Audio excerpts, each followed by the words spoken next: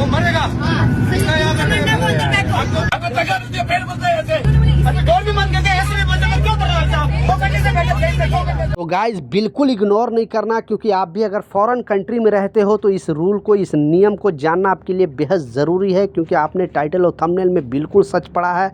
पहला जो अपडेट है फॉरेन कंट्री से रिलेटेड अपडेट है। आप दुनिया के किसी भी कंट्री में रह रहे हो तो इस अपडेट को, इस खबर को आपके लिए जानना ज़रूरी है। दूसरा जो अपडेट है फ़्लाइट से रिलेटेड भी अपडेट सामने आ रही है।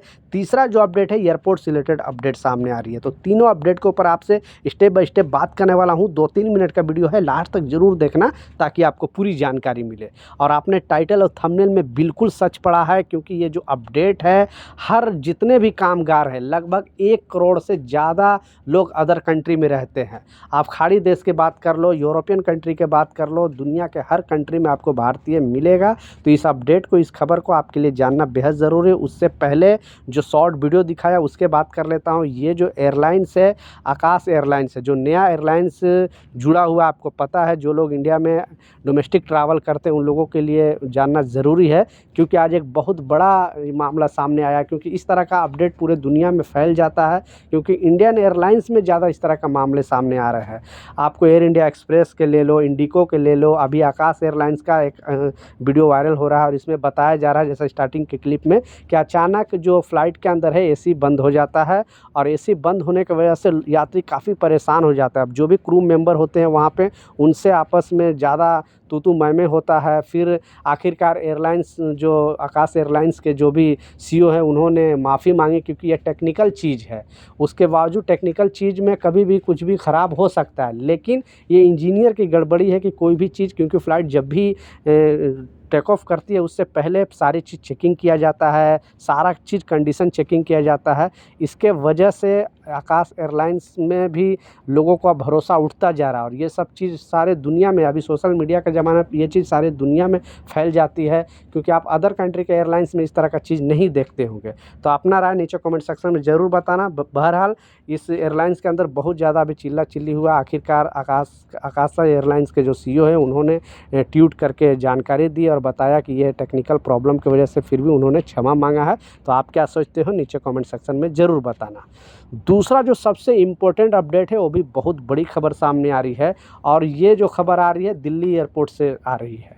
2 दिन पहले भी न्यूज़ में मैं बताया था कि दिल्ली एयरपोर्ट में आज लगभग 5 जो फ़्लाइट है वो डाइवर्ट किया गया है। कारण है मौसम के वजह से, यानी मौसम ख़राब के वजह से कुछ को अमृतसर में डाइवर्ट कर दिया गया है, कुछ को जयपुर डाइवर्ट कर दिया गया है, क्योंकि ये इंटरनेशनल जो फ़्लाइट थे वो यहाँ पे मौसम सही ना होने की वजह से, यानी काफ़ी बारिश था, हवा था, इसके वजह से ये फ़्लाइट है लैंड नहीं कर पाई। और ये एयर इंडिया एक्सप्रेस की सारी फ़्लाइट थी, आखिरकार इनको डाइवर्ट करके दूसरी जगह लैंडिंग कराया गया।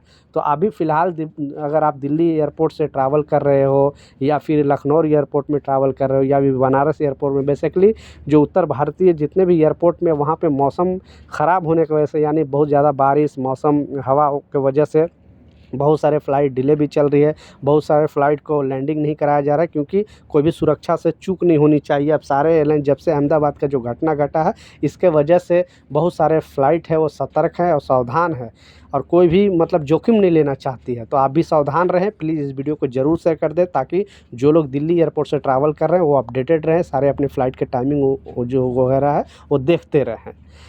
लास्ट जो सबसे इम्पोर्टेंट अपडेट है, जैसा मैं बताया, आपने टाइटल और थंबनेल में बिल्कुल सच पढ़ा है, क्योंकि लगभग लाखों भारतीय का जान का खतरा है।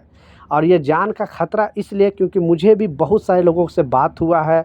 अब अदर कंट्री से लोग यहाँ आना चाहता है। जैसा मैं बताया, खाड़ी देश में बहुत सारे भारतीय, लगभग करोड़ों भारतीय रहते हैं। 1 करोड़ से ज़्यादा खाड़ी देश की बात करूँ, Oman, Qatar, Saudi, Bahrain, Dubai, plus Iran, Iraq और सीरिया, इस जगह पे अभी जो नया मामले आ रहे हैं वो इसराइल से मामले आ रहे हैं। क्योंकि जब से ये आपको मालूम है कि बीच में इसराइल के तरफ से इंडियन वर्कर को मांग किया गया था कि हमें इंडियन वर्कर चाहिए, वहाँ पे जो भी जो बिल्डिंग वगैरह क्षतिग्रस्त हो गया था कंस्ट्रक्शन कराने के लिए, तो बहुत सारे इंडियन यहाँ पे यूपी से चले गए थे वहाँ पे।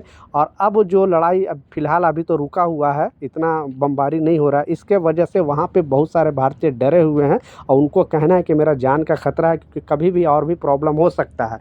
इस वजह से लाखों भारतीय यहाँ आना चाहते हैं, दोबारा अपने कंट्री आना चाहते हैं।